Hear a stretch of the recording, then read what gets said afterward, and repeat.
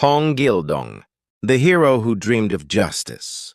Long ago, during the Joseon dynasty, there lived a noble minister named Hong. One day, he had a mysterious dream. In the dream, a great blue dragon rose from the water and filled the sky with power.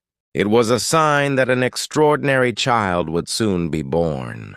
Not long after, a boy was born in Minister Hong's household. His name was Hong Gildong.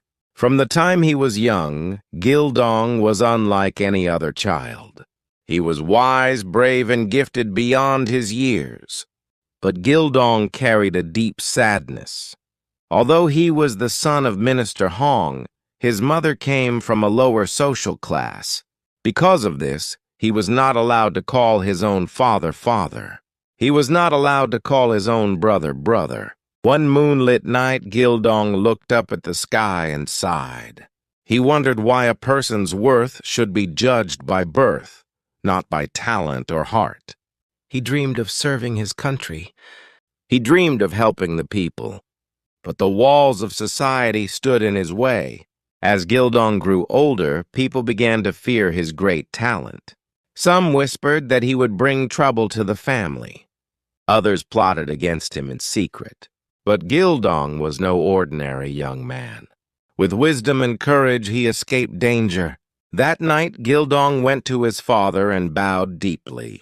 For the first time, his father allowed him to call him father. Gildong's heart was filled with both sorrow and relief. Then, with tears in his eyes, he left the home where he had never truly belonged.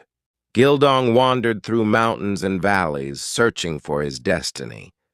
Deep in the mountains, he discovered a hidden group of outlaws. They were strong men without a true leader. When Gildong lifted a massive stone with ease, they knew he was the one they had been waiting for. Gildong became their leader. He named the group Hualbindang, but they were not ordinary thieves. They did not harm innocent people. Instead, they took wealth from corrupt officials and used it to help the poor. Soon, the name Hong Gildong spread across the land. He appeared in one province, then another, as if he could be everywhere at once. Corrupt officials trembled.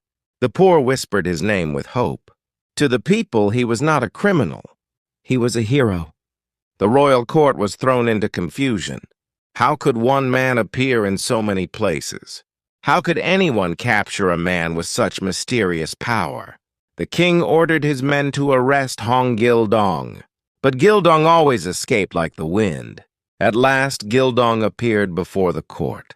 He did not deny what he had done, but he spoke the truth. I never harmed the innocent. I only punished those who abused the people. His words revealed the pain of a man who had been denied his place in the world. Gildong had one wish. He wanted to be recognized for his ability, not rejected because of his birth. The king finally granted him the title of Minister of War. With his lifelong sorrow eased, Gildong bowed before the king. Then he left Joseon behind forever. Across the sea, Gildong found a new land. There he gathered his people, built homes, trained soldiers, and created a new beginning. This land was called Uldo, and in time, Hong Gildong became its king. Hong Gildong was more than a legendary outlaw. He was a man born into a world that refused to accept him, but he did not let that world define him. He rose above discrimination, protected the weak, and dreamed of a society built on justice.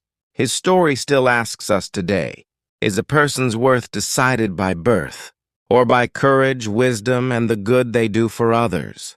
This is the story of Hong Gildong, the hero who crossed the walls of class, stood beside the powerless, and dreamed of a more just world.